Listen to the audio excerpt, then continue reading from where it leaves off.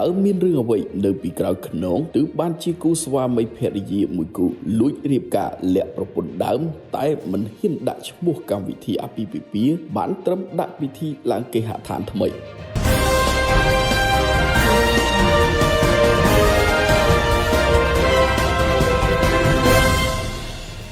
ទូការវែកញែកពេញបណ្ដាញសង្គម Facebook ក្រោយបុរសម្នាក់ដែលមានឈ្មោះហេងងួនស្រុនបានលួចទៅរៀបការប្រពន្ធមួយទៀតស្ងាត់ចោលប្រពន្ធដើមទាំងដែលមិនទាន់លែងលះគ្នាដាច់ស្រេចជាមួយប្រពន្ធនៅឡើយនេះបើយោងតាមព័ត៌មានដែលអង្គភាពសារព័ត៌មាន Night TV ទទួលបាននៅរសៀលថ្ងៃទី3ខែមិថុនាឆ្នាំ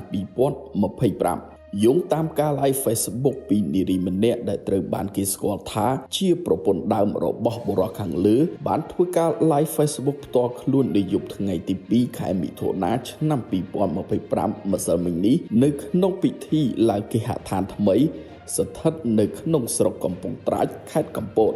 បុរសដែលលួចរៀបអាពាហ៍ពិពាហ៍ស្ងាត់ក្រោមពិធីឡើងគេហដ្ឋានថ្មីនេះមានឈ្មោះហេងងួនស្រុនដែលត្រូវបានគេលើកឡើងថាជាអភិបាលស្រុកតែមិនបានបញ្ជាក់ឲ្យច្បាស់ថាជាអភិបាលស្រុកខេត្តណាមួយឲ្យច្បាស់នោះទេអ្វីដែលមហាជនពិសេសអ្នកលេងបណ្ដាញសង្គម Facebook ផ្ទុះការចាប់អារម្មណ៍ត្រង់ថាហេតុអ្វីបានជាបុរសម្នាក់នេះអាចរៀបការជាមួយប្រពន្ធមួយទៀតបានទាំងដែលមិនទាន់លែងលះដាច់ស្រេចជាមួយប្រពន្ធដើមបានយ៉ាងដូចនេះទៅវិញអ្នកខ្លះលើកឡើងថាមូលហេតុដែលមិនហ៊ានដាក់ឈ្មោះកម្មវិធីថាអាពាហ៍ពិពាហ៍ហើយបែរជាដាក់ឈ្មោះពិធីឡើងគេហដ្ឋានថ្មីនោះព្រោះមិនបានសុំច្បាប់ពីអាជ្ញាធរតែបែរជាលួចរៀបការក្រោមហេតុផលឡើងគេហដ្ឋានថ្មីទៅវិញពាក់ព័ន្ធនឹងករណីលួចរៀបអាពាហ៍ពិពាហ៍ក្រោមហេតុផលឡើងគេហដ្ឋានថ្មីនេះអង្គភាពសារព័ត៌មាន Night TV មិនអាចសុំការបំភ្លឺពីលោកហេងងួនស្រុនបាននោះទេ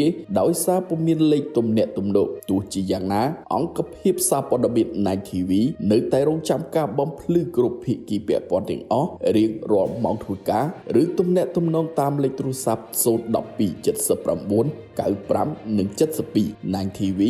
នឹងធ្វើពីបច្ចុប្បន្នភាពរឿងនេះបន្តទៅទៀតនៅវគ្គក្រោយសូមបញ្ជាក់ផងដែរថា